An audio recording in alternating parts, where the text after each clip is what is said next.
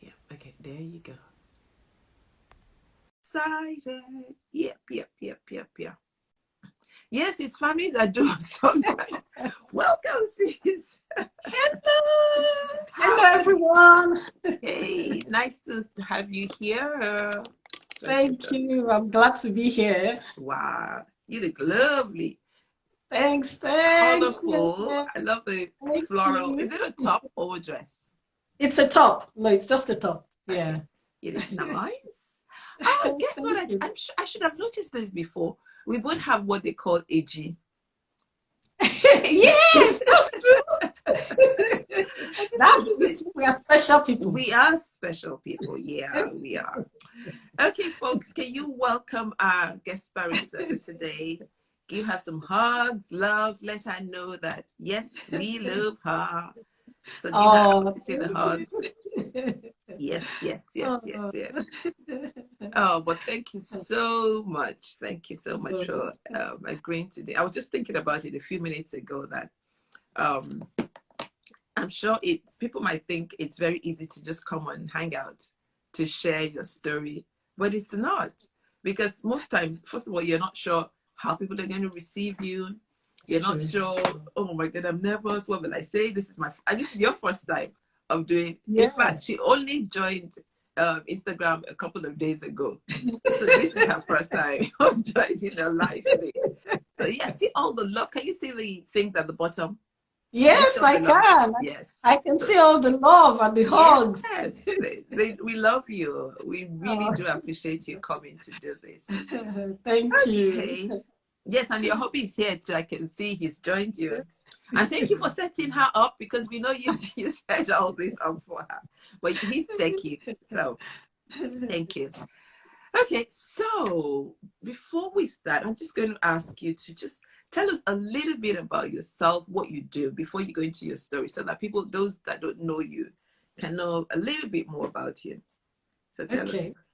Okay. Well, I'm a solicitor by profession. I specialize in town and country planning law, but I tend to major in regeneration. So I do quite a lot of regeneration projects. One of my passion is to see places that are run down come to life. So I'm usually quite keen to just see regeneration projects taking place. So many times I go around different boroughs and I see my handiwork. I just see places that used to be really run down. I see them looking vibrant and alive again. And that just makes me really, really glad. So yeah, so that's what I do. I work mainly for local authorities Okay. and then some sort of governmental agencies. But yeah, that's what I do. Yeah. Okay. Thank you. Now we know what you do. Okay. So today you're going to be sharing your story with Yeah. us. And it's such an amazing story. Your journey actually is Yeah. amazing. So let's start. Tell us your story. Okay. Where do I begin? I guess from the very beginning, From the really. very beginning, you So got married, and yeah. yeah, we got my husband and I got married. I mean, my husband and I we were really good friends. We served together during our youth service. We Yeah. served together. That's how we met anyway. Okay. So we became really good friends. So I mean, looking back now, I think God kind of prepared us in advance because He gave us the opportunity to really develop very good friendship. We were Right. really, really good friends. Right. Before we even became romantically engaged, we were really Okay. good friends. So we were able to share with each other, our weaknesses, our strengths, Okay. and just generally discuss our values and aspirations and our goals. So I think God, well, not that I think, God knew what we were going to have to go through. So He gave us that sort of solid foundation where we could really talk to each other Okay. and really have good friendship. So we got married 2nd of October 1993. And like every other couple, we thought, well, we're married now, we just have children. We never really planned on waiting, we Okay. just thought, well, we'll just have children. And so in our minds, it never dawned on us that we'll have issues having children. We just thought, well, we'll have children. And in fact, before we got married, we had sort of planned how many children we were going to have, you know. How many did you plan to have? We planned to have 3. We're like, yeah, we'll have 2 boys, we'll have 1 girl. We picked out all the names. You know how we do. We think we know everything, really. Yeah. We planned it. This was how it was going to be. So we had all of those sorted out. Okay. And then we got married. And then the first year, nothing happened. Okay. The second year, nothing happened. And I wouldn't say that we were not concerned, but we were not overly concerned. We just naturally assumed that it will happen. Yeah. Because we were both very busy in our jobs and busy as well in the church. We just thought maybe because we're so busy. And we've heard people say, oh, if you are stressed, you can't really get pregnant. We heard all those kind of stories anyway. So we kind of just assumed that maybe that was it, and that with time it will happen. So we never really, we're not overly concerned. We just kind of carried on, enjoyed life. We were both quite active in the music ministry. So we used to go sing a lot, both locally and nationally. We traveled a lot as well. I mean, my husband and I, one of our passions is traveling. So we travel a lot. We could just wake up one weekend, just jump in the car and just travel, really. So we enjoyed our lives. We just carried on. And for the first 5 years, we didn't really do any fertility investigations because we just assumed it was going to be fine. And then we decided we wanted to relocate to the UK. Right. After 5 years of marriage. So we came to the UK. And it was actually when we got to the UK, some friends of ours, very good friends of ours, who happened to be in church as well. Yeah. And the husband is a medical, and he's come on your show. He's come on your show as well once. And we got talking, and he said, if you don't mind me asking, what is the problem? And I must tell you, it's funny because one thing I found out throughout this journey is that people were really reticent to ask us any questions about what was going on in terms of children. Yeah. We had lots of friends who would come and stay in our house. We would discuss everything else but the issue of children. It just seemed like people never really wanted to go to that area to ask us questions.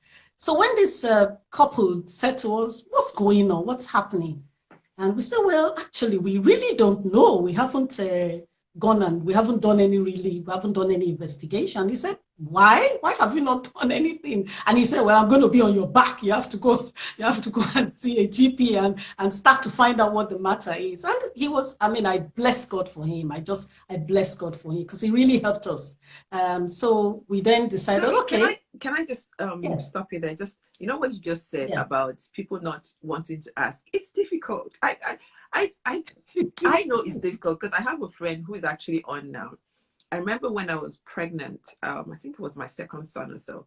And I just couldn't tell her because I knew she was believing God for a child. And it wasn't that, oh, I didn't want to tell, but it was just difficult. But she called me up because she's like that. She was like, why didn't you tell me that you were pregnant? I had to hear from other people. And then even asking what's going on with you. Before we even go on, what are the kind of things you would love people to say, people to have said to you when you were pregnant, apart from what the doctor said? Yeah, I mean, it's not so much everybody, but just close friends, people who were close to us, you know. I said people will come, stay in my house for like a month.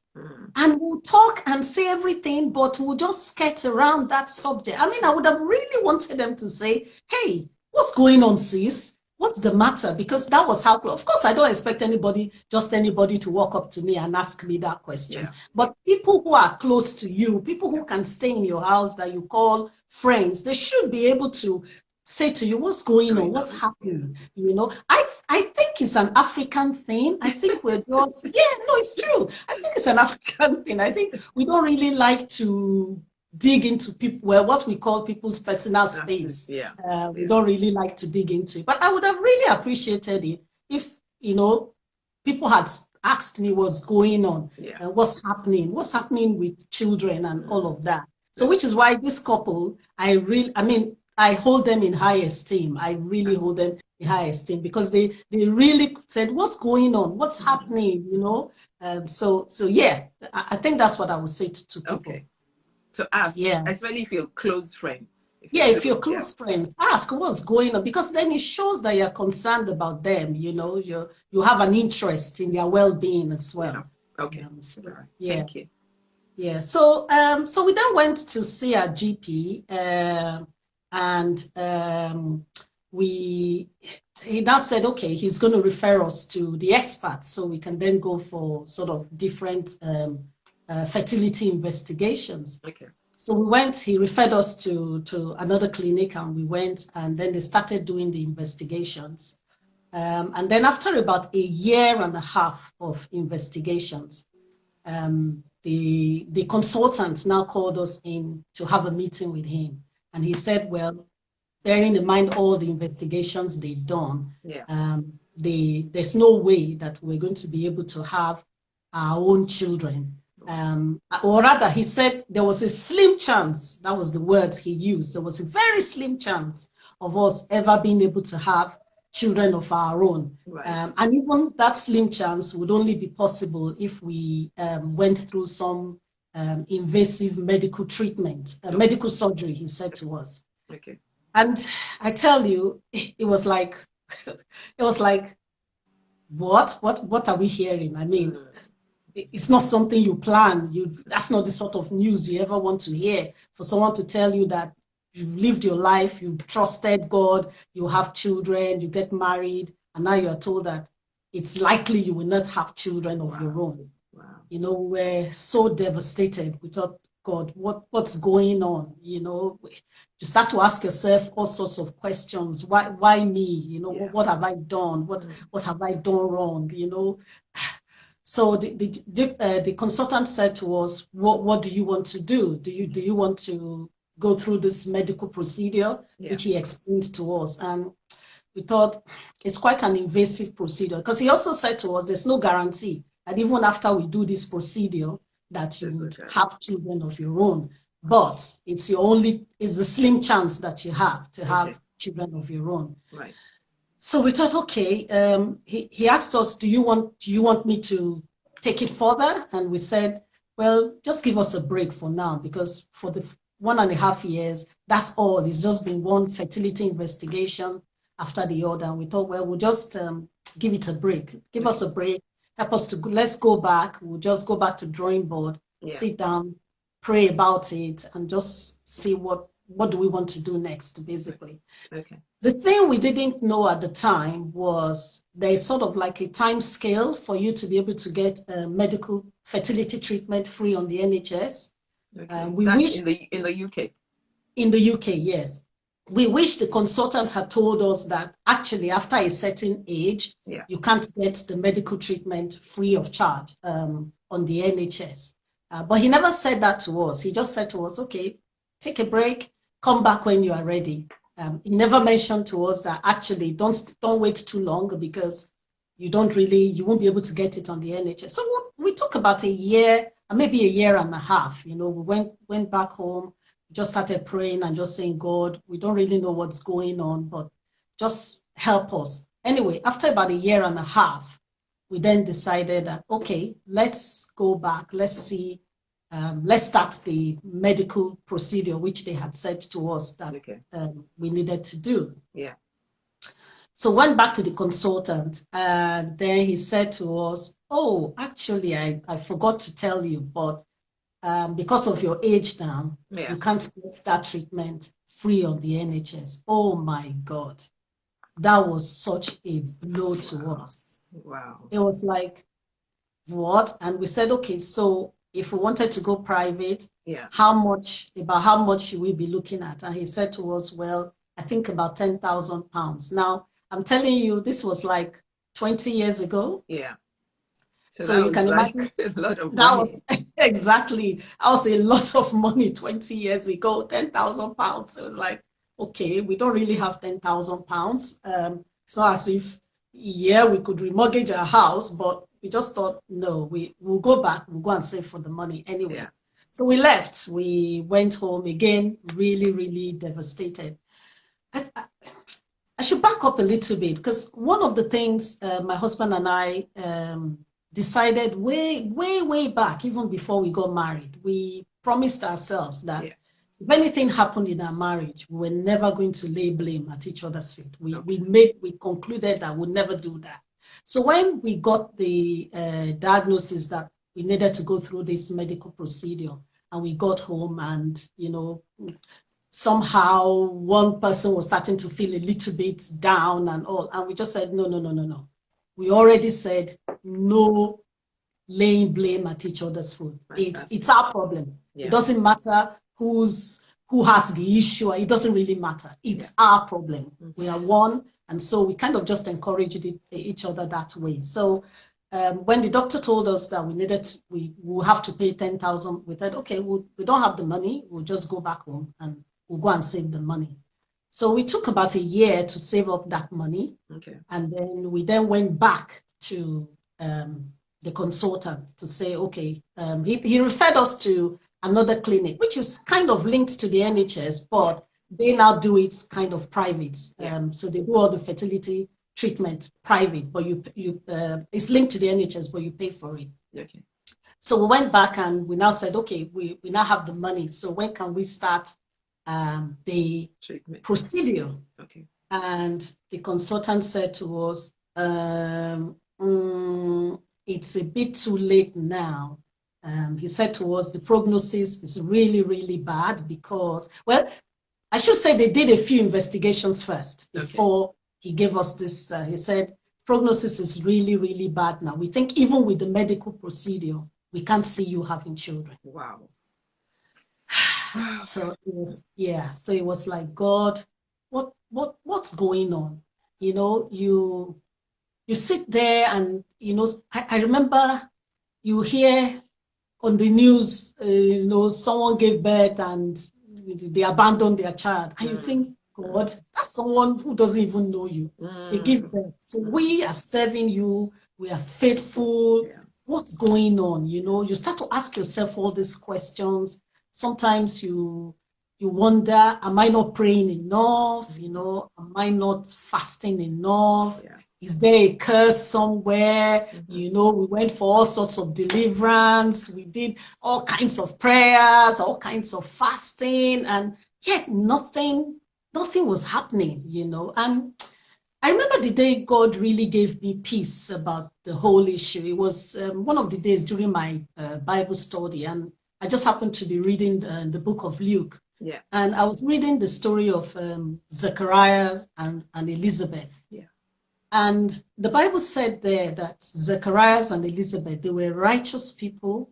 They were blameless. They walked in all the commandments of God blameless. Yeah. But then the Bible made this statement, but they had no child. And when I read it, I felt that God said to me, it's not a question of fault. It's not a question of you haven't prayed enough. It's not a question of you haven't fasted enough. Yeah. It is just so that my name can be glorified. Wow. And when I heard that statement, that just gave me a peace. Wow. It gave me an immediate peace about the whole issue. Yeah. And from that day, I wouldn't say that I didn't feel pain, because of course you feel pain. You see your mates, all their children growing up, and you got married about the same age. Yes. And you think to yourself, well, if I had a child, you have all those things if I had a child, this is how they will be now, all those kind of things and all. But God just sort of gave us a grace to just know that irrespective of what was going on, he was absolutely in control of it. Wow. It wasn't anything that we had done. It wasn't because, we lived a wild life. In fact, we never did anyway. None of us did, So, and God said it wasn't that. It's just so that my name can be glorified. So we said, okay. So when they gave us this whole prognosis of, you will never be able to have children, even if we went through the medical procedure they had said, the consultant said to us, I want to recommend to you that you look at other options. He suggested surrogacy, and then he said, maybe think about adoption. and all. And we thought, okay, we then left. We asked him, is there still any point going? He said, look, don't, because it was such an invasive procedure. He said, I suggest don't bother, because even if you do, it's very unlikely that you'll be able to have your own children. So we thanked him and we left. We got home. I mean, really devastated, but we encouraged ourselves. Yeah, really, really. Wow. It was very devastating. It was, especially as, you know, like I said, you see your mates, you know, and again, there were also people in church as well who we also knew who had been believing God for children. You see every one of them starting to have their own children. And then again, you start asking yourself, what's wrong with me? You know, what have I done? But like I said, God gave me that peace once I read that story of Zechariah. And so we said, okay, we thanked the consultant, and then we left, and we thought, you know what, let's just put this whole matter on hold. Okay. We decided then that whether God gave us children or he didn't give us children, we were just going to love God, we're just going to serve God, we'll just enjoy our marriage, you know, just enjoy ourselves and not have to worry about the whole issue. So we just enjoyed ourselves, basically, you know, we traveled a lot, did all the things that we enjoyed doing, and just served God with all of our hearts as we could. And then somehow God just started using different people to sort of encourage us to look at adoption. You know, I remember pastor calling us to his office, and this was like maybe 9 or 10 years ago. He called us into his office and said, oh, have you guys thought about adoption? No, maybe you need to think about it and all. PFA, I must say to you, you know, when we left pastor's office that day, I must confess, I was so disappointed. I was so, because I thought to myself, you're my pastor. Pray for me. Yeah, exactly, you know, exactly. Pray for me. I expect you to pray for me, to say, you know what, don't worry, God will do it, he will give you a child. And then all you're saying to me is go and adopt. And I thought, is that all he can think for me, you know? I left there, I must say I would have left there really disappointed, and I kind of just dismissed it straight away. I wasn't really interested. It wasn't, adoption was never on my cards. I should say that adoption, it never even crossed my mind. Okay. It never crossed my mind to look to adopt. Not because there was anything wrong with adoption, but for me, there were really two issues that I had. It was like, is it God's will for me to go and adopt? Okay. Also, could I ever love a child that I didn't bring to this world the way I would love my own child? Those were the issues I had. I really couldn't answer those issues in the affirmative. So for me, that was really the issue that I had. Okay. But we kind of had different people, you know, my father-in-law encouraged us, hey, think about adoption, you know. So we kind of, and even some brethren in church kept saying to us, have you thought about adoption? You know, anyway. So when we turned 50, when we turned 50, my husband and I, we sat down, we said, well, we're 50 now, we're not getting any younger. And I should say that at no point did we ever doubt that God would give us a child. We never one day doubted that God would give us a child. We just said, well, we're 50 now, we're not getting any younger, so maybe we should go and look at this adoption. My husband was more receptive to it than I was. I wasn't at all. I wasn't really interested in adoption. But I thought, well, we're 50 now, so well, let's go and let's just start. At least let me just go through the motion, you know, at least satisfy all these people who have been telling me to go and look at adoption. Yes. Yeah, so exactly. So we then decided, okay, let's, and I said to my husband, well, if we're looking to adopt, I would love to go and adopt from our home country. Okay. That's what I said to him. I said, I'd love to go and adopt from our home country. Okay. I wasn't, and because I'd heard all these myths that you hear about children that are put up for adoption here, or how they have all sorts of issues, how they have disability, all those kind of myths that one had kind of picked up somewhere, and I don't know where we get those kind of information from, which is not true. Of course, the children, they have trauma. That's the reason why they are put up for adoption, Yeah. you know. Yeah. But a lot of the things that we hear they're not true at all. Anyway, so we decided we'll start the process. And we then started looking to adopt outside the country. Okay. But I said to my husband, if we're going to do it, I want to do it the right way. I don't want to have issues, because I'd heard people who go outside to go and adopt, and then they have issues bringing the child in and all. Yes. And I just said, I'm going to do it the legal way. And the legal way is that you have to go through the assessment here first, and then they send your paperwork to the country you're looking to adopt from. Okay. So we started the process, but it's very, very expensive. Okay. It's prohibitively expensive. What's the expense? What kind of expense do you expect? So the thing, I mean, in total, the bill they gave us was like £20,000. Sorry, what's that? What exactly is that for? So what happens is, when you're looking to adopt, you go through a lot of assessments and training that that you have to undertake before you adopt. Okay. It's the same training, it's the same assessment you go through if you're looking to adopt domestically. Okay. It's exactly the same training. Okay. But because you are adopting outside the UK, they make you pay for all of those assessments. Oh, okay. Because they say to you that we've got children here. Yeah.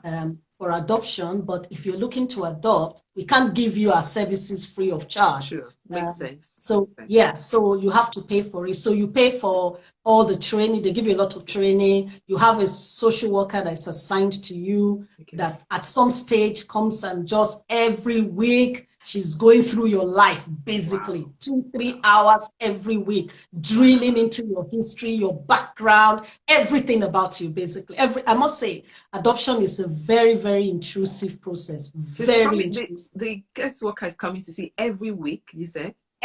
Every single week. We had a social worker come to our house every week for 10 weeks. And that's the second stage of the process. Wow.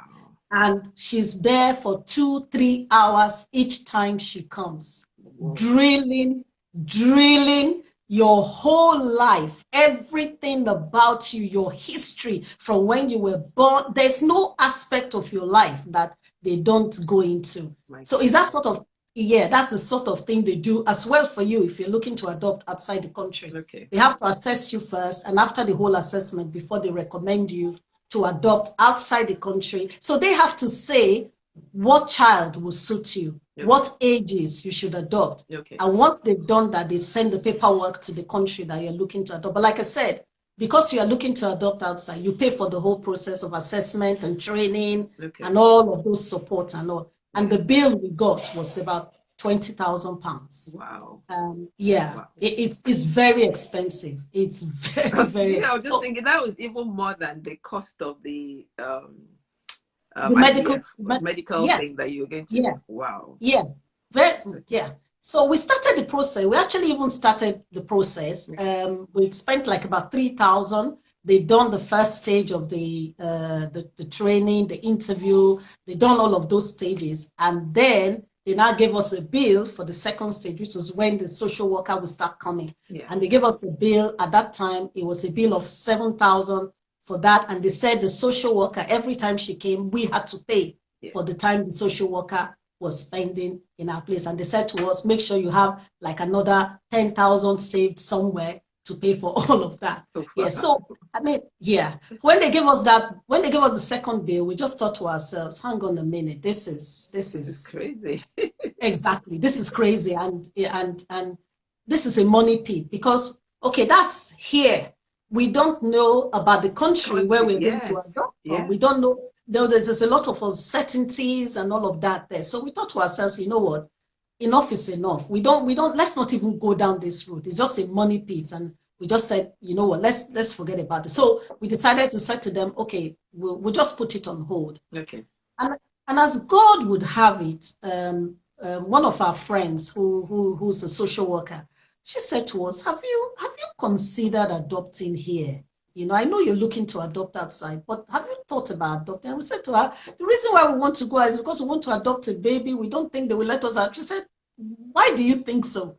where did you get that information from? I said, well, just kind of things that you hear around and all. And she said, that's not true. She said, well, I'll link you up with a couple that I know who adopted a baby here, and maybe you can have a chat with them. And so I said, okay. So she linked me up, and I discussed with the lady, and she said, yeah, we adopted here. And the truth is, I've seen that woman with her child.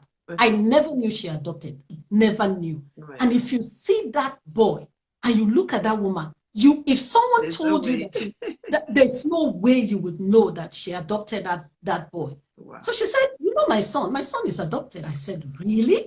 Wow. How did it all happen? So she said to me, oh yeah, you can adopt children here. So I then said, okay, that's fine. We'll start the process. Wow. So yeah, so that's how we then decided we'd then go and start the domestic adoption. So we decided to register with our local authority. We registered with our local authority, and then they started afresh again. So we now had to go through another set of training. We had to do medical checkups. We had to have references. So we had people who had to vouch for us, not just terms of good conduct, but who knew us, who could speak for us. People that the social worker also interviewed to get to know. And then when we went through that, and you do a lot of homework. You have to write. It's like you write your whole history, your aspirations, your dreams. It's a lot of work, very time consuming. Sis, before you go on, you know, I just want people to understand one thing, that you've been married for 26 years by this time. That's right. Yeah. 26 years. So absolutely. When we had a conversation, and because I've known you for a while now, it didn't register 26 years of waiting for a child. So let me take you back a bit. I know it's God gave you one, but tell us, what was it like 26 years? Every day, every month you see your period, every month you're still believing. Just in a short sentence, just what was that like for you? Seriously. Yeah, it was one round of disappointment after the other. It was very devastating. Like I said, every month it came, you're like, oh God, it's come again, you know. Which means, well, you have to wait another month to see if your belief, you know, if your faith is strong enough, or you know, it's that sort of thing that you just say to yourself, okay, so it means I haven't had enough faith for this month. And you pick up yourself again. You are discouraged. You pick up. I mean, I must say, it's a grace, though. That's the only way I can put it, because I know friends who waited as well for children, who out of desperation, you know, did silly things, you know, desperate. They will go to, they said there's some prayer group somewhere here, and they will go and I will say to them, why are you running from pillar to post? Prayer group, you don't really know what kind of prayer, you know, these fake so-called prophets that people run to. Exactly, you know, just out of desperation. But somehow I never felt that sort of desperation to bring myself to go do things that I knew clearly that wasn't God's will for me, or something that I knew was not in God's plan at all, or even something that I knew could even cause me problems spiritually. You know, we never really had that desperation, if I could say that. Doesn't mean that we didn't feel pain. We did. There were times I stayed on my bed and I cried, God, what's going on? What's going on? You know, what have I done?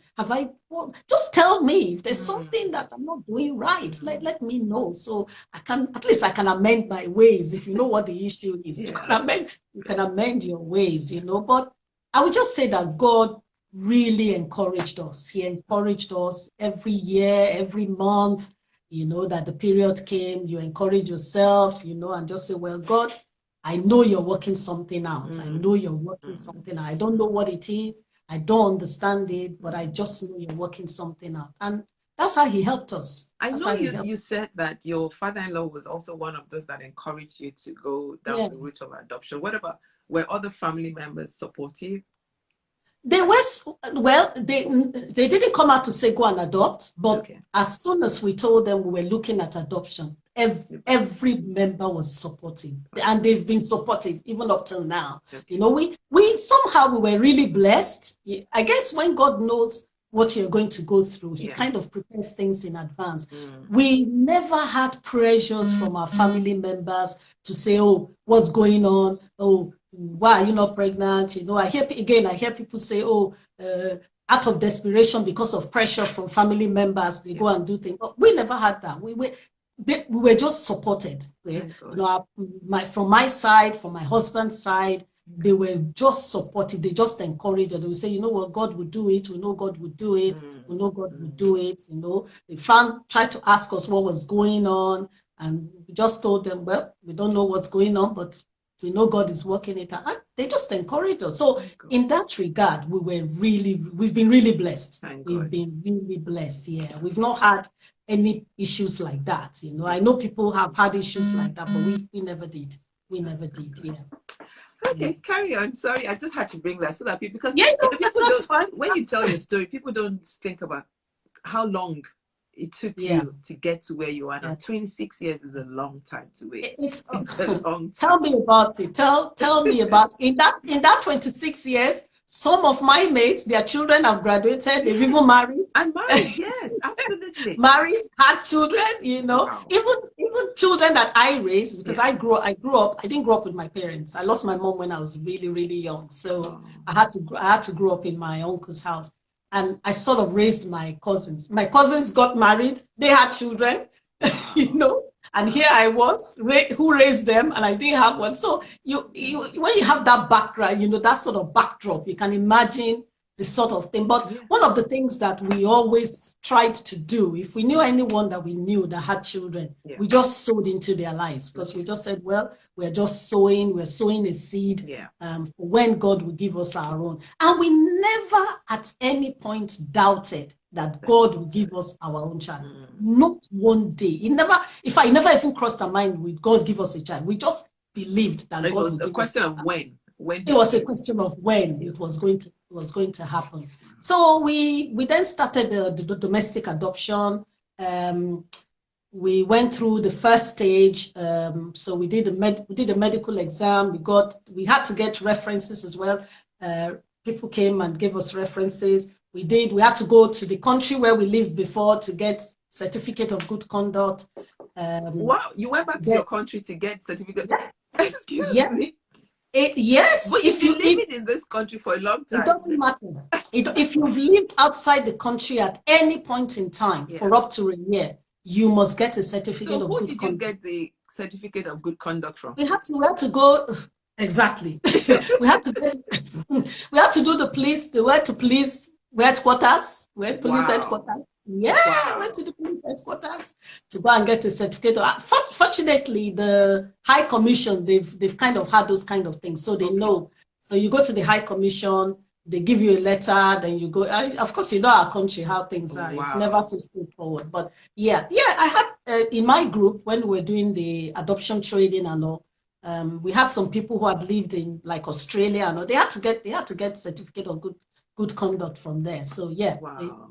They insist you do that. So we did the first stage, and when you finish the first stage, takes about 3 months of a lot of homework, a lot of training.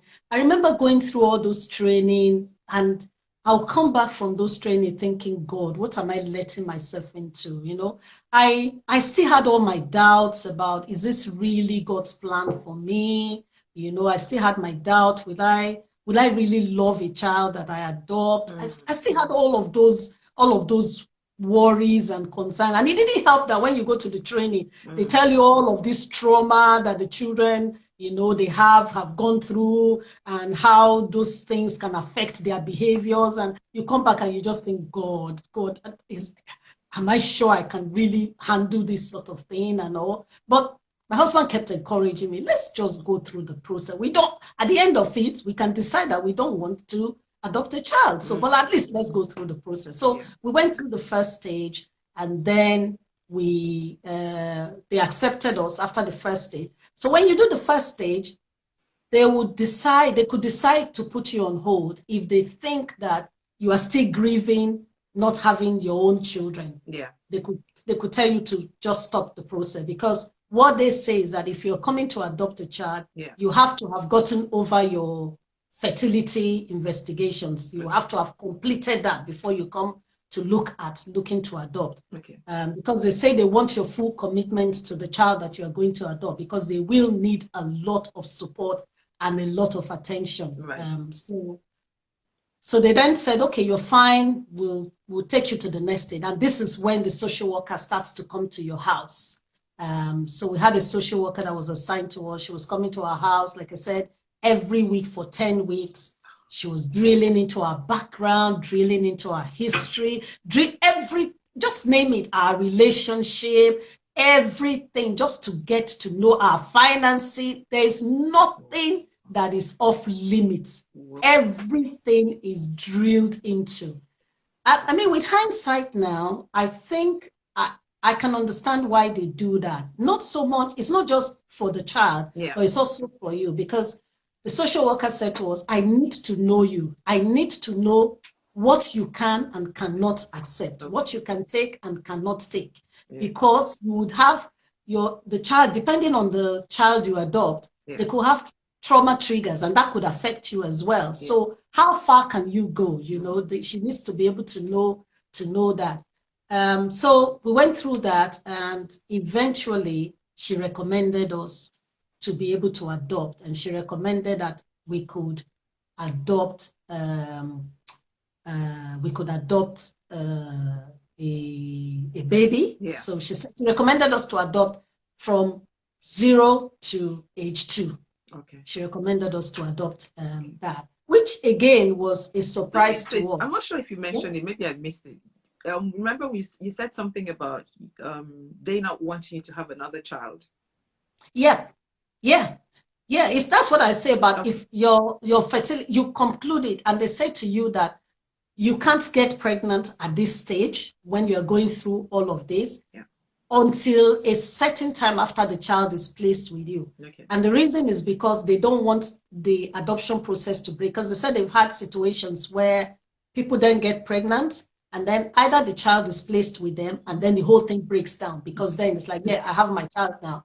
You know, I don't want this child again. And then that's even more traumatic for the child. So if you think about the fact, the child who's already gone through, because a lot of the children that are up for adoption, they've been through a lot. A lot of them, it's either abuse, it's domestic violence, drug misuse, you know. I mean, some of the stories that we heard, real life stories, these are not just like they made up. Some of the stories, you see children that are left in their feces for weeks. Wow.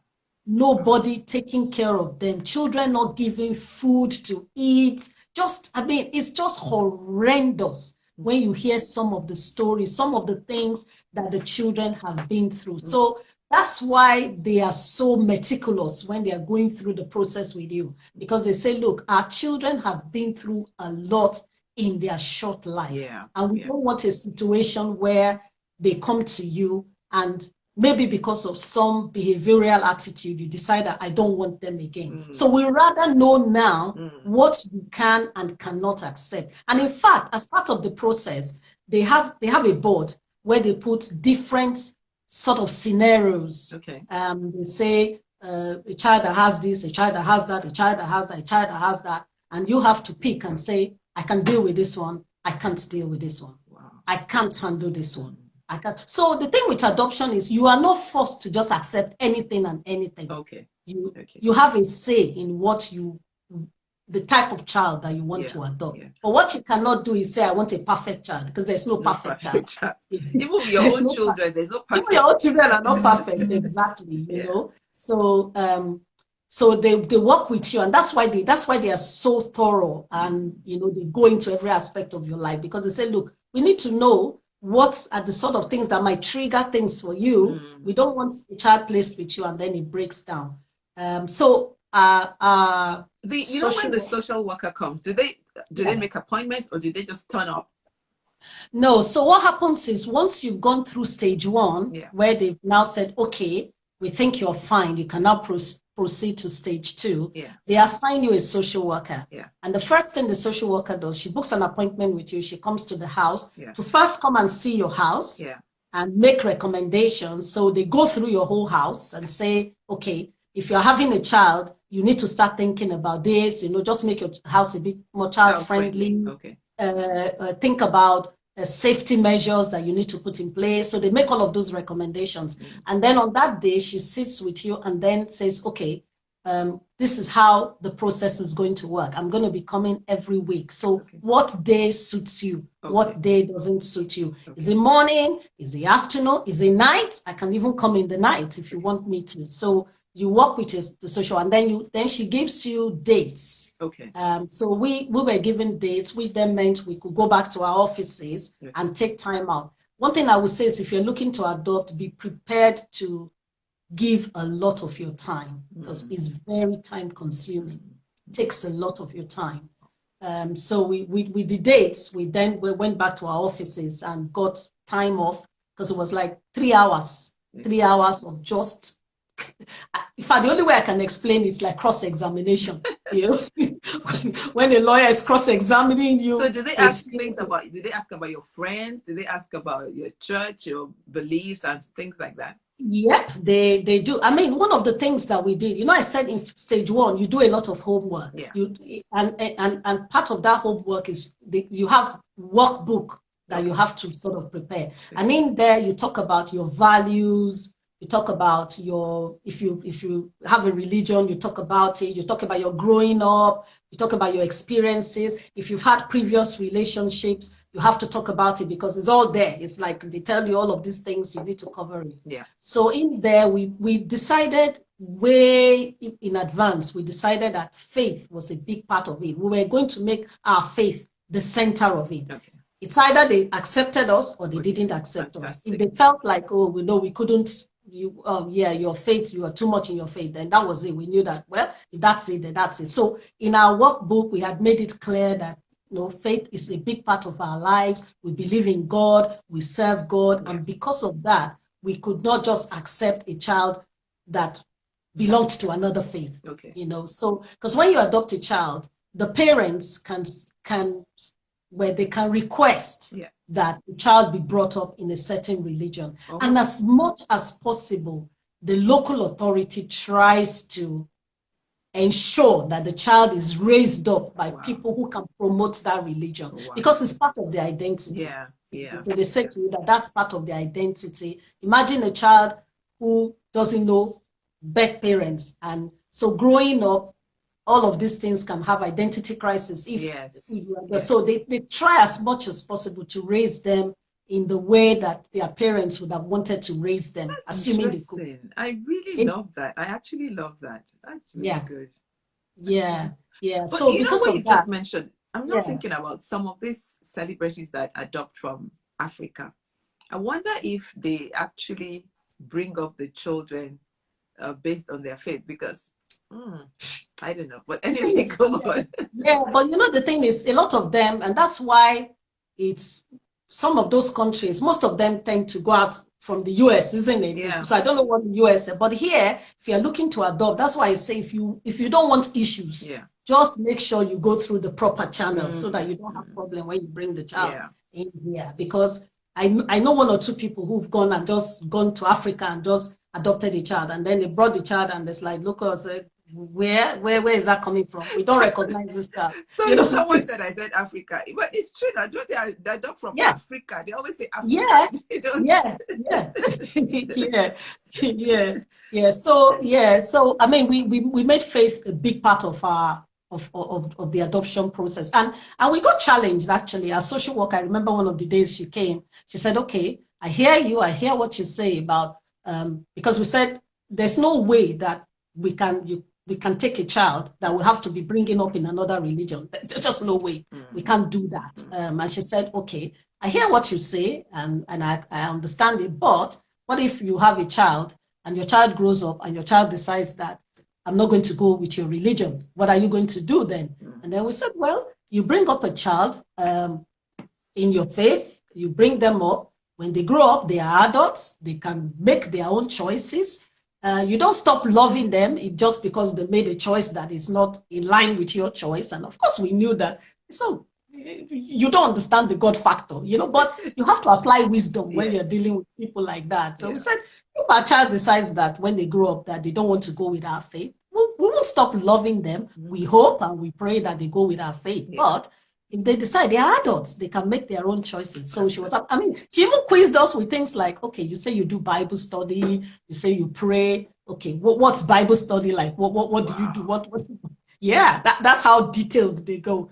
So what do you do in a Bible study? Well, my husband said, yeah, that's fantastic. Okay, so in the Bible study, we take a Bible, we might take a topic, we'll look at it, we'll say, okay, we'll read it, then we'll start to think about it. How does it apply to our lives? How is it relevant to our life? We said, the Bible is very relevant. So we use that as well to start sort of ministry to her. Bible is very relevant to her. And every topic in life, the Bible has something to say about it. And she said, okay, so do you use other books, or do you use a prayer book? And I would say, well, some Christians use prayer books and all that, but for us, we've got the Holy Spirit. So we started educating her. Wow. We also educated her a lot about Africa, because she didn't really understand how Africa works. And we say, you know what? We are Africans. In Africa, and this was particularly when it came to names of children, because when you adopt a child, you are not allowed to change their name. Whatever name their parents give them is the name they must bear, because again, it's part of their identity. So you can't change their name. You can add to the name, but you can't change their name. Of course, you change the surname. The surname becomes your surname once the adoption order is made. But whatever names, first name, middle, you can't change that. Unless the name is so peculiar that they can be traced. Then they give you the permission to change the name. But otherwise, you can. So again, that also meant as well that we said to our social worker, look, when it comes to names, African names are so, people know. The moment someone hears someone's name, they can immediately tell what part of Africa you're from, and if they know that part of Africa, they can immediately say what your name means. So I used my name, for instance, I said, this is what my name means. Anybody who knows my part of Africa, once they hear my name, they can make a lot of assumptions about me. So we said, because of that, we didn't want a child that had a name that people would wonder, okay, that name doesn't quite match your part of Africa. Exactly. So how they, and then we have to start explaining. We said to her, we didn't really want people to immediately know that our child was adopted. So we just wanted a neutral, because she was saying, oh, are you saying you want names from a particular part of it? We said, no, that's not what we are saying. We just want a neutral name. Don't give me a name that somebody will say, you guys are Christians. How does that name, then you have to start explaining. So we educated, and in fact, she said to us that she learned a lot from us, just working with us. She understood a lot about, she said now she goes to our meetings and she says to them, when they're working with African, people from the African background, they say to them, hey, have you thought about names? Have you thought about this? Have you thought about... So she's educating her colleagues now, and so, but she was a fantastic lady. She was really fantastic. She worked with us, she got to really know us, got to know what we liked, what we didn't like, and then at the end of the day, she made her report and she recommended us to be able to adopt. And then we then had to then go to a panel who then approved us to adopt. Wow. Yeah. So how long did this process last for? The process from when we decided to go domestic and started the process, domestic adoption, up to when we were recommended for approval took a year. So that whole process took a year. But then that's just one stage of the process. Once you've then been approved, you then have to be matched to a child. And that process can take as long as, it depends on when you actually find the child that you are happy with, your social worker is happy with, the child's social worker is happy with. But that was something, again, that was, you really educated me, because I didn't know about, so the child has a social worker, you have a social worker, both social workers have to agree that, wow. The child has to, and the child's social worker decides who they think is best suited to adopt the child. So once you are approved to adopt, they give you access to a database where the names of children are where that are up for adoption. Yes. And in there, you can register an interest in a child. Okay.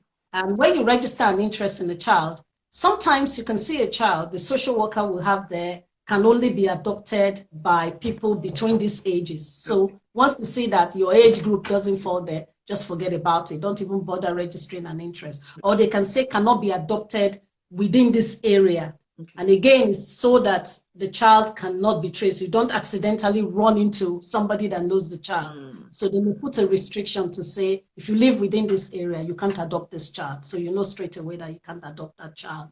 But once you find a child that you're interested in, you register an interest to your social worker, and then your social worker contacts the child's social worker, and then they kind of exchange reports, because they prepare a report for you, just as they prepare a report for the child as well.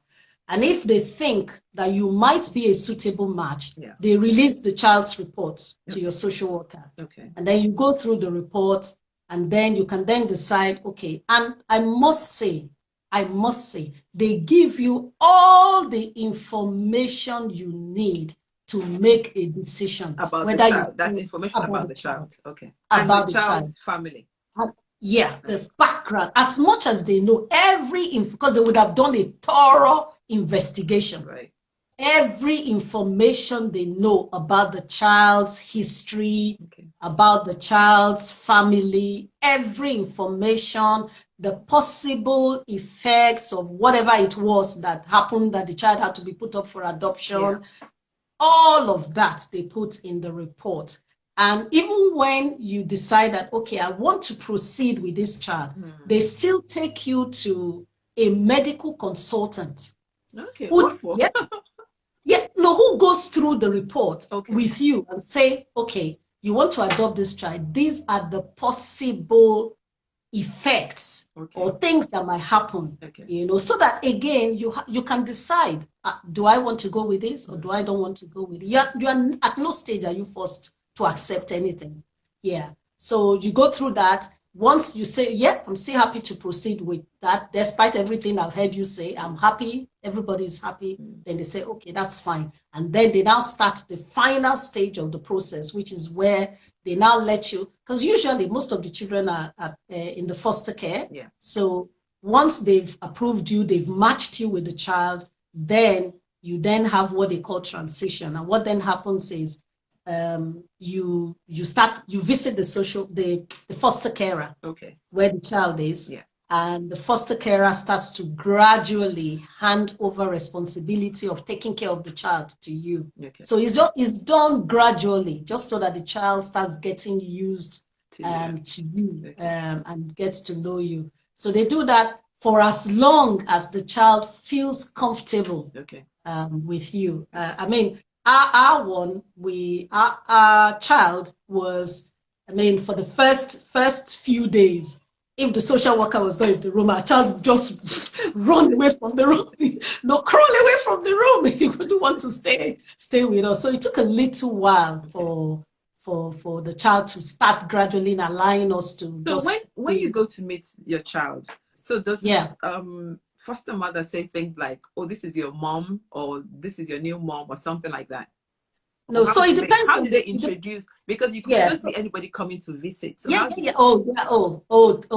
not that simple. You don't just walk in and just go. It's not. There's a whole process that goes. I just don't want to take too much of your time. So what happens is, once you've been matched with a child, and everybody's happy, your social worker thinks, yes, this is a perfect match for you. You are happy.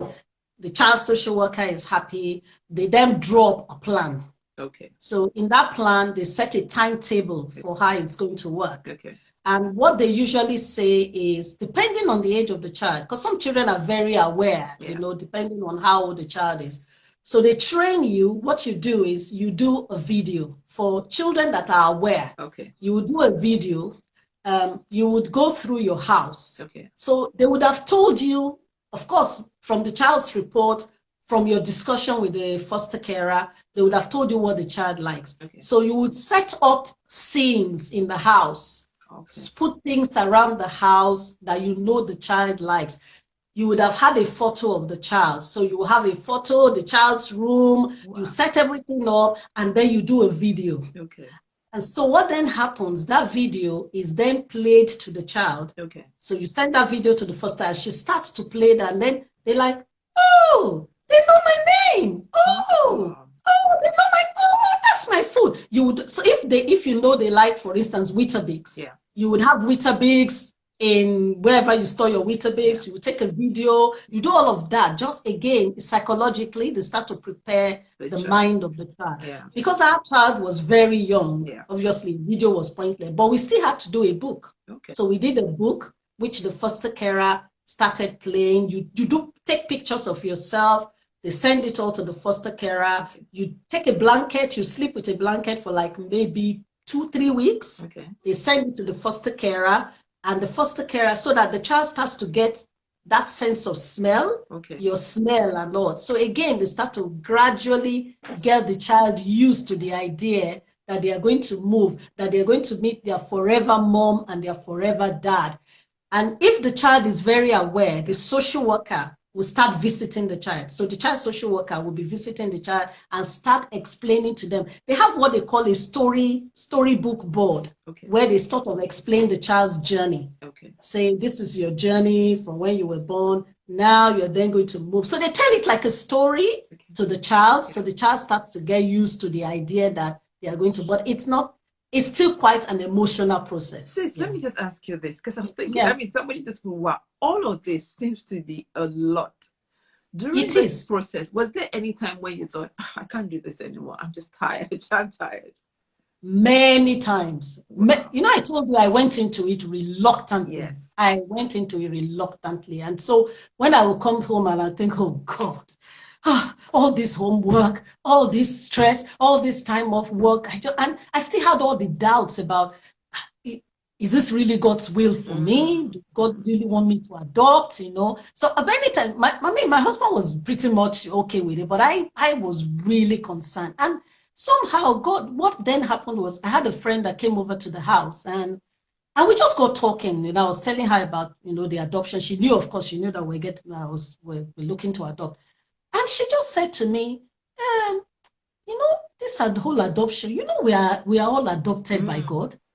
We are adopted into God's family. Yeah. So adoption has to be a good thing. And, you know, it's like, of course I knew that. It's not as if I don't know that we're adopted. But the minute she said that, it's like the Holy Spirit just illuminated it into my heart.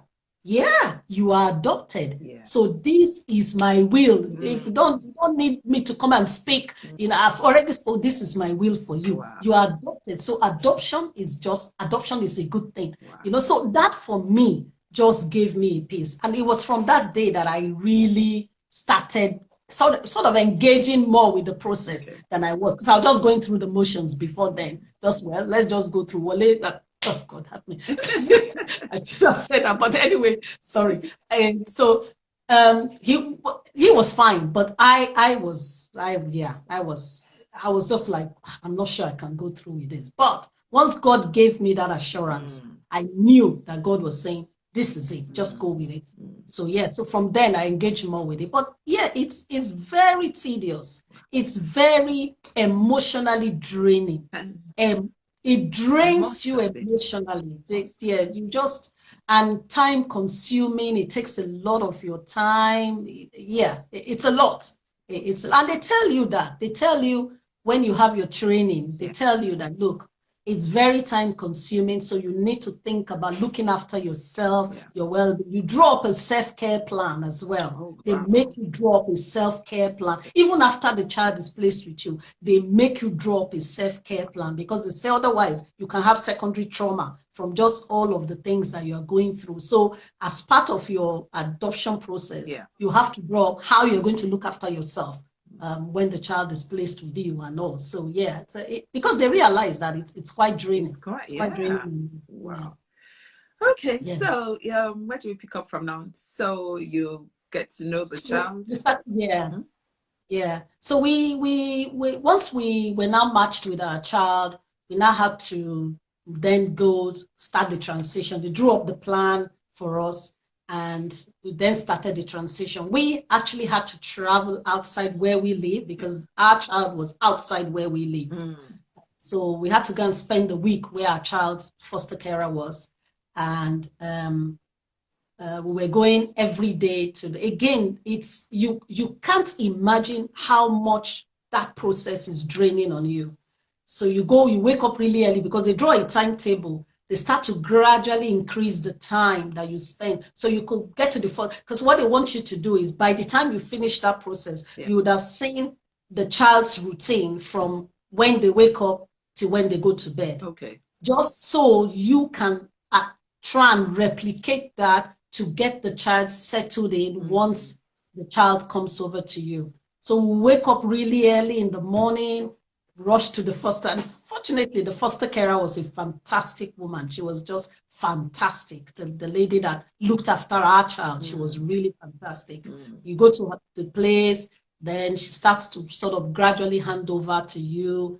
At some stage during that process, you're allowed to take the child away, not outside, just take them child away from the foster carer. So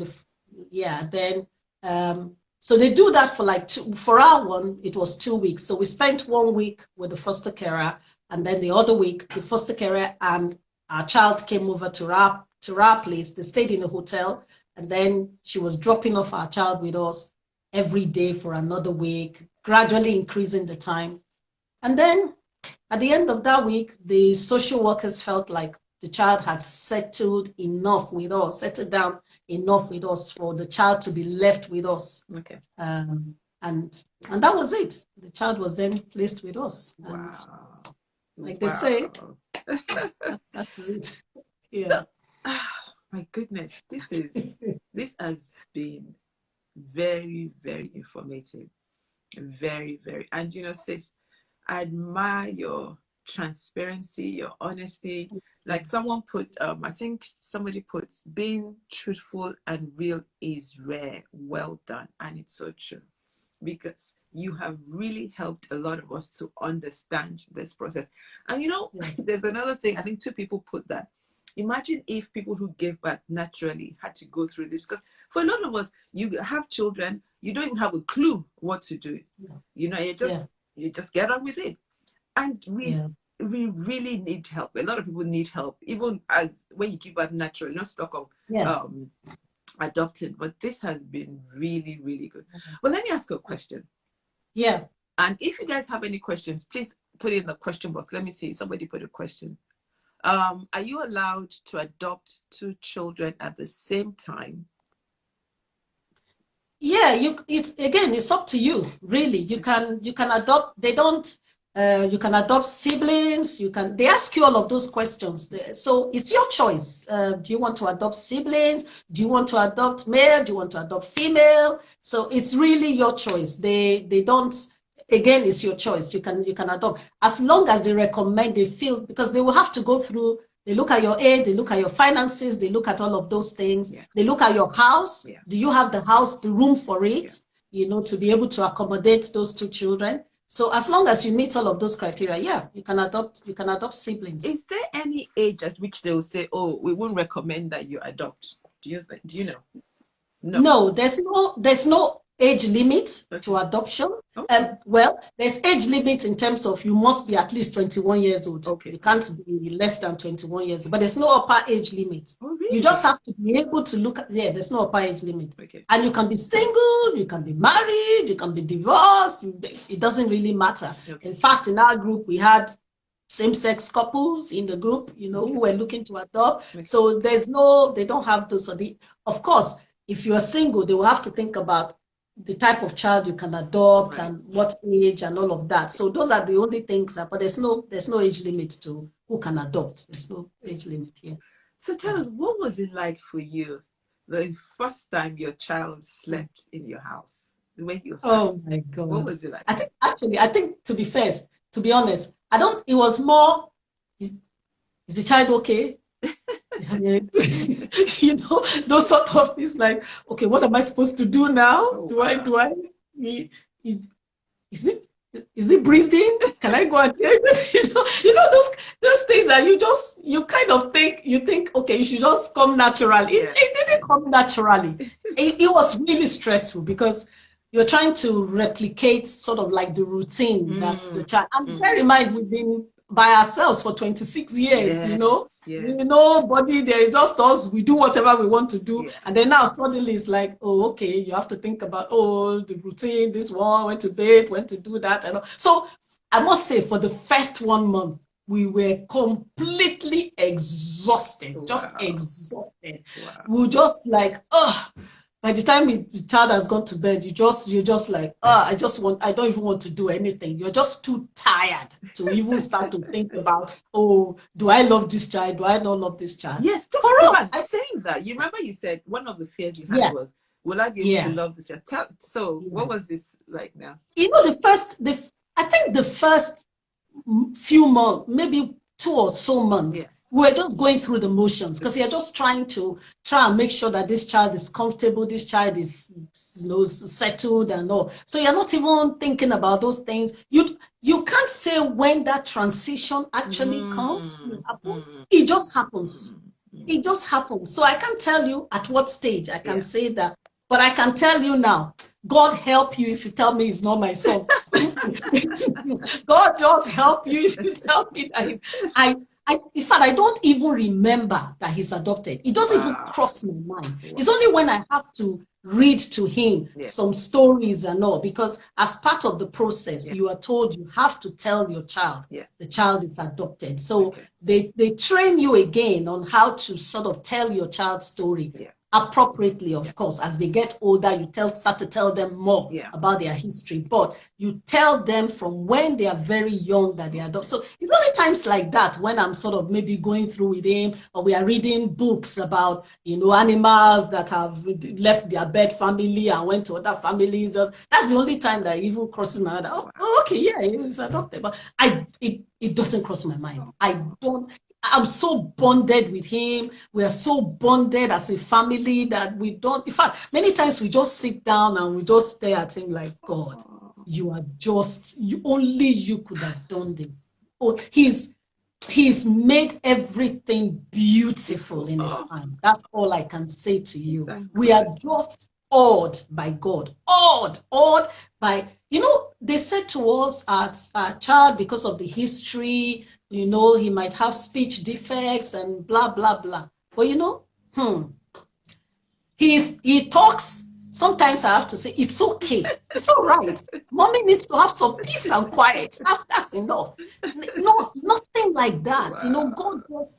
God overcompensated us. That's the word I will use. Overcompensated he meets all his developmental milestones. No problems at all. No problem.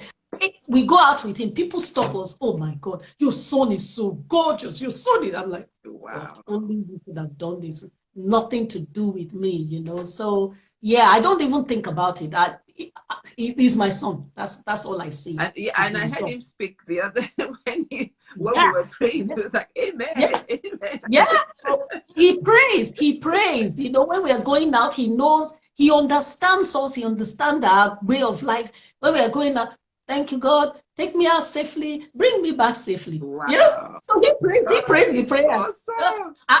Just also, thank you, God, and go to bed and wake me up. Yeah. That's the prayer. So we get him to pray. We get him to do it. It's just amazing. Amazing. Amazing. God has been good. God has been good. God. I can't thank him enough. Okay, let me just ask you a few questions. What would you say is the best part about adoption? I would say that you are giving life, you are giving love, you are giving security and a warm environment to a child that would otherwise never have it. And that really makes God's heart glad. Oh. Because those children, many of them, honestly, the things they've been through in their short life, it's just that I can't say on air here what my son had been through in his short life that he was born. You know, they've been through horrendous things that you can ever think about. So to take such a child and give them warmth and give them love, give them, you know, the hug and the cuddle that they will probably never ever have.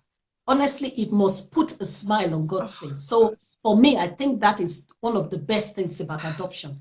Do you know, it's interesting, folks. When I decided to title this "Giving Birth or Giving Life," we had not had, because when we had a pre-discussion, was when I just asked her, she said this, and I said, this is so apt, because the theme is giving birth, which some of us do naturally, or you give life. And there's nothing like giving life, as she's just explained. You're giving life to a child who would otherwise not have a life. Never have that. Wow. In fact, the other day I was listening to a talk on, or it was my husband listening to a talk on LBC. And this boy came on, and he said that he had to go through the care system because no one adopted him. And he said that he used to get into trouble because he knew if he got into trouble, the police people would have to hold him. And he said for him, that hold was just like somebody, he never had anyone to hold him. So he got into trouble just so he could get the police people to hold him. And and for him, that was when he ever felt anyone holding him and giving him warmth, what he even called warmth, which is just like a police trying to restrain you. But for him, that was somebody loving him because he'd never felt anyone hold him. He'd nenever felt anyone cuddle him. So yeah, that's the sort of thing that you do. You actually give life to someone. Yeah. You know, this just reminded me of a video that I saw, and I think I've spoken about it once, where this child, again, didn't have a father.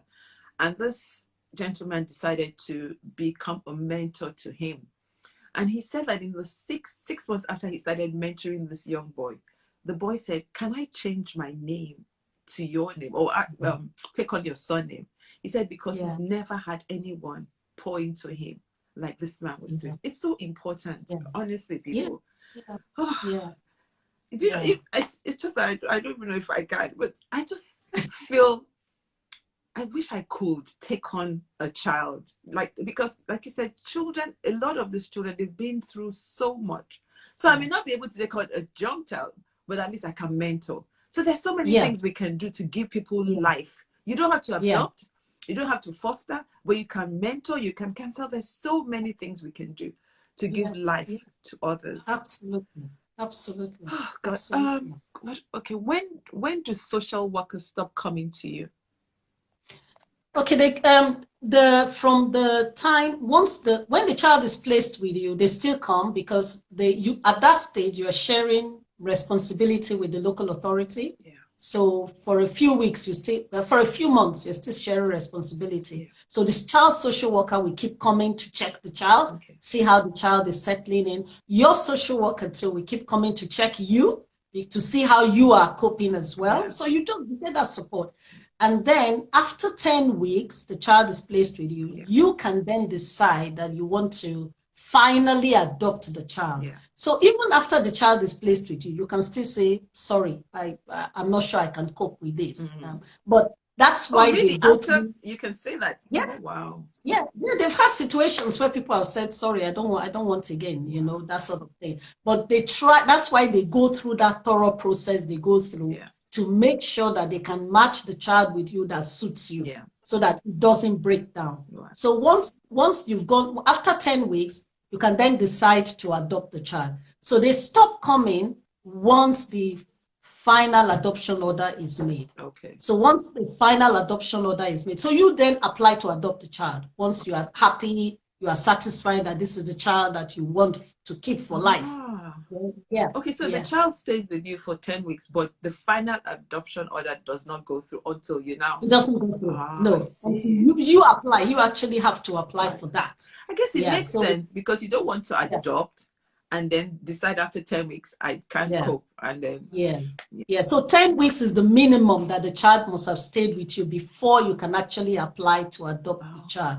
And it's so that they can see that the child has settled down well with you, and you are happy with the child, and you now want to put that final seal to it. Some have taken longer, maybe because there are issues, and so they have to still keep working with the social worker. Yeah. So the social workers stop coming once the final adoption order is made. They come, they do a final goodbye with you, and then they just leave you to get on. But you still get support. You still get support. Yeah, so you are not just, you can still go, they give you the support helpline. If you need support, you do that and all. And you still get in touch, because depending on the child you adopt, you might have contact with the child's siblings, if the child has siblings. And then also you write to the child's parents every year. Oh, really? Yeah. Okay. So you write to the child's when you write, what are you saying? So essentially, you don't do any personal things, and you don't write to them directly, so they don't get to know where you live. You write through the local authority. So you just give them an update of the child, how the child is doing, and all of that. You send pictures, I guess. No, you don't send any pictures. No, because they can then use that to trace the child when the child is old enough and gets. Oh, I see. Okay. Yeah. You don't send pictures at all. Yeah. You don't. You for the child's siblings. Yeah. Some siblings you don't have direct contact with, but you can send pictures to the child's siblings if they are not with the parents. Okay. So if they are already adopted by other people, yeah, you can send pictures to them so that they can see how their sibling, how their brother or sister is doing. Then some of them, they say, depending on the circumstances, they say you can have direct contact with the sibling. Yeah, so sometimes you meet up, you can meet in a park with the other couple who are people who have adopted your child's sibling, and you can come together. If you build friendships, you can meet in your homes. They just let you get on with it, really. Yeah. That's amazing. Okay, there's a question. It says, congratulations, sis. Knowing what you know now, would you do anything differently throughout your journey of having a child? Yeah. One of my regrets is that I didn't do this early. That's my regret, because I really would have wanted, if I had, I mean, that's my regret, but sometimes I say, well, maybe if I did it earlier, I would not have been able to adopt my son. So God knows how everything was, but that's my regret. I would have wanted to have done it earlier. Yeah, because then I would have wanted to adopt more than just one. Yeah, I was just going to say that. Would you adopt another child?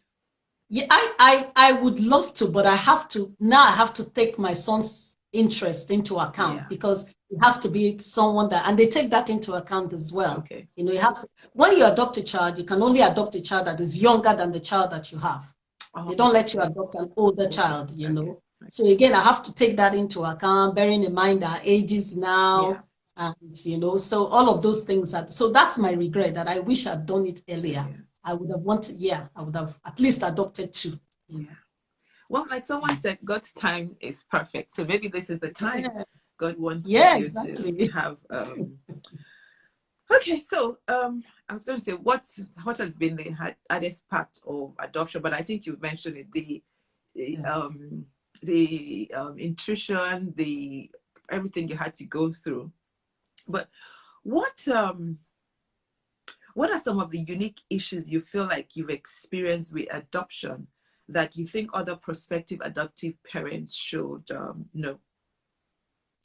Okay, what are the unique experiences that I will say? I don't know if it's unique to me in that sense. I think it's just generally the way adoption works, really, I think I would say that if you're looking to adopt, please don't be very wise, be wise how you give out information, because the information you give out, they use that when it comes to the child that will place with you.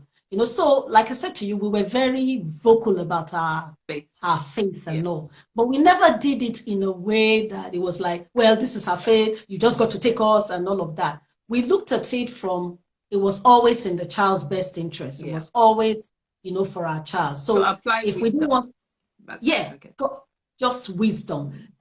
So again, we talked about Africa, you know, and some of the questions that we had to explore. I mean, and we couldn't be truthful, but be wise, you know, be very wise. So we talked about how they beat you in Africa. They beat us in Africa. That they cane you, you know, so you can't, exactly, they, you know, you can't get away from that far. Yeah. So our social worker had to explore that, you know, okay, so you say they cane you, they do why? What do you do that make you they cane? And we said, look, it's not that they don't love you, it's not that they love you, your parents love you, but it's just the way they are. That's just part of how Africa is. And then, of course, we then had to then translate that to, that doesn't mean that we're going to do the same with our own child. You know, that's why I say you have to be very wise, you know, in terms of, oh, sorry, my battery is low. Let me try and charge it now. Sorry, I just get, that's fine. I just get a plug. This has been amazing. I mean, go on, this has really been amazing. I mean, we're going to end soon, but this has really been good. I didn't know a lot of these things. Wow. And I'm going to ask her, because this is... My husband is going to suck me out. No, that's right. Wow. This has been amazing. But, you know, I was just thinking that a lot of the things that you had to go through will surely put some people off. It's going to put a lot of people off. Well, what advice would you give to anyone who's thinking of adopting? What advice would you give to them? Yeah, I would say, please go for it. Please. Don't be put off by the process. The reason why the process is tedious is for your benefit, actually. Not just for the child, it's for your benefit, because they have to know you. They have to know what you can and cannot take, so that they know what type of child they should recommend to you. So when it seems like they are being very intrusive or being very, so rigorous, it's just because they have to know you, and because they also have to think about the child they're going to place with you as well. Yeah. So please don't be put off at all. And like I said, they train you. They give you a lot of training that, you know, people who give birth naturally don't get. They tell you how to try and parent these children to bring the best out of them. You know, they give you the support that you need, you know, to sort of help you in the process, you know. So please don't go for it. It's always God's plan. It's always God's plan. Now, I told you I had all these issues about, oh, is it God's will for me? Adoption is always God's will, because like I said, you are putting a smile on God's heart. It's that thing that the Bible says about the least of these, you know, the least of this, my brother. I was hungry, you fed me, you know, I was naked, you clothed me. I was that. It just puts a smile on God's face. So yes, please go for it, please. So many children out there, they need someone to care for them. They need someone to bring. You know, I look at our son. When our son came to us, he could barely babble at the age at which he was, because when they are foster caring, they can't give one-on-one interaction with the child. Apart from the other children, they are not allowed to build secure attachment with the children. They have to detach, because the children will leave and go to their forever home. So they are not allowed. They have to stay detached from the children to protect themselves emotionally. So there's a limit to what they can do with the children. You know, so when we went there, every now and again she held the child, but there was never that one-on-one talking with the child. You know, the sort of things that you would do with a baby, that you would, you know, get the baby to start babbling. And so he could barely do that. But now, I mean, you see the transformation. It just puts joy in your heart that, my God, I had a part in bringing out the best in this child. You know, so I would encourage anyone, please go for it. It's God's will. It's God's will. Always God's will. Sis, thank you so much. You know, there was a prayer, I think it was Mosun that prayed, that said, he will always be a source of joy to you. He will always bring you joy. And for what you've done, God is just going to amaze you. He will protect you. He'll protect him especially. And by the time he grows into an adult, you look back and, you know, you say, Lord, I thank you. Thank you for bringing him into our life. Oh, Amen. wow. This Amen. has been amazing. Thank you so much. I really, really do appreciate you. You know, you've been amazing, but you've been truthful. I'm trying to think of all the words that you were used. You've been honest. You've been transparent. You've been vulnerable. Thank you. It's My very, very pleasure. rare, My but thank you. pleasure. Yeah, My I pleasure. really do appreciate it. And you know, Yeah.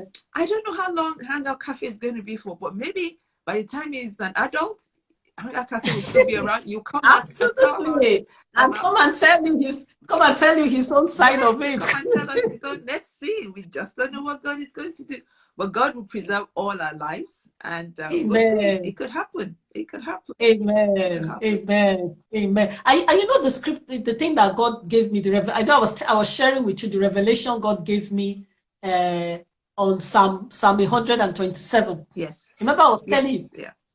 and God said to me, you know that scripture that we always say, children are a heritage Of from the God. Lord, the fruit of the womb Yes. is the word. And God just dropped it in my spirit that I never said the fruit of your Yes. womb. Yes. I said the fruit of the womb. Yes. And God said every child is a fruit from the womb. Every child is a reward from God. It's somebody's womb that gave birth to that child. And every child is a reward from me to you. You know, it doesn't matter whether the child came from your womb or came from somebody else's womb. It's the fruit of the womb. Yes. And it's always a gift and it's always a Wow. reward for me. Wow. So it was so encouraging to me as No, well that God gave me that that was a revelation. revelation. That was a Yeah, revelation. The yeah, fruit of the womb, not necessarily the yeah. fruit of your womb. No, Awesome. not this. Yeah, Oh, not the fruit awesome, of your awesome, womb. So, awesome. yeah. Wow. When she told me, I was like, wow, this is awesome. That's a word. Yeah, it's a word. It's a word. Thank Thank God. you for sharing that. Thank you for My sharing that. pleasure. Pleasure. My And so, pleasure. folks, that's it. Another That's hangout it. session. Don't forget to please share this video. Everyone should see, whether you're looking to adopt or not, people need to watch this because this has been really, really good. Very, very informative. Thank God. And God bless you. Folks, God bless again, you. please, please, please, this thing is going to be on YouTube in a few hours. Share the video, share it on IGTV. I know some people are not on Instagram. So once it's on YouTube, share it. And we have a podcast. Follow us on all the major, wherever you get your podcasts from. Spotify, Apple, it's Hangout Cafe, the podcast. Follow our podcast. Thank you, sis. Bye. See you God next bless. week. Bye. And we have another amazing lady with us next week. See you guys. Amen. Bye. See ya. Bye.